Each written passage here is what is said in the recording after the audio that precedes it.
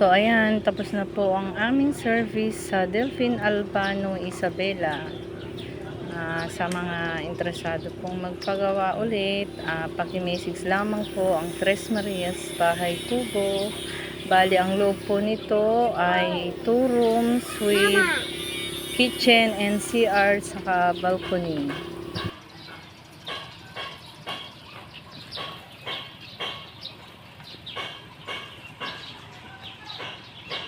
Guys, andito tayo sa Isabela ngayon. Oh. Ayan, ayan. Hello guys, dito tayo sa Isabela ngayon. Delphine Albano. Ito yung ginawa namin project.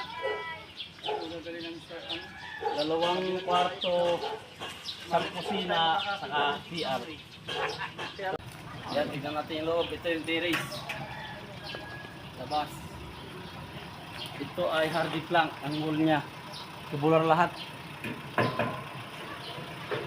Yan, hardy plank. Ito. Ayan, pasukin natin sa loob. Pasukin natin sa loob. Ito yung ano ka mo. Okay. Ito yung terrace natin. Ito naman yung pasok. Sliding door. Ito. Tayo sa loob.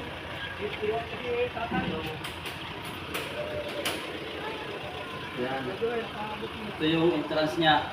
Hallway. Kanan sa kaliwa, bawat room. Yan o. Ito yung isang room. Room 1, oo. Ito yung room 1. Meron siyang cabinet. Ito. Tapos yan, cabinet. Alam mo naman ako, busy. Ayan siya o. Ito. Cabinet niya. Tapos natin. Ayan. 4 na layer yan. So, sa kabila naman tayo. Yan yung mga sliding natin with screen. Ito naman yung kabilang room. Second room natin. Ito. Sa loob. Ayan, may kurtino na. Sliding. May screen natin. Ayan, screen. Sliding. Ayan o.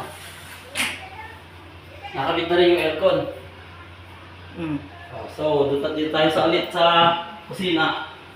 Small kitchen. So, dito naman sa kusina. Ayan. Ito naman yung kitchen sink natin. Small. Nakatiles na rin. Ito. Saka, dito yung dining area. Pagka sa dining area, meron siyang sliding. Meron din siyang exit door. Ito, pwedeng maglagay ng dirty kitchen sa labas.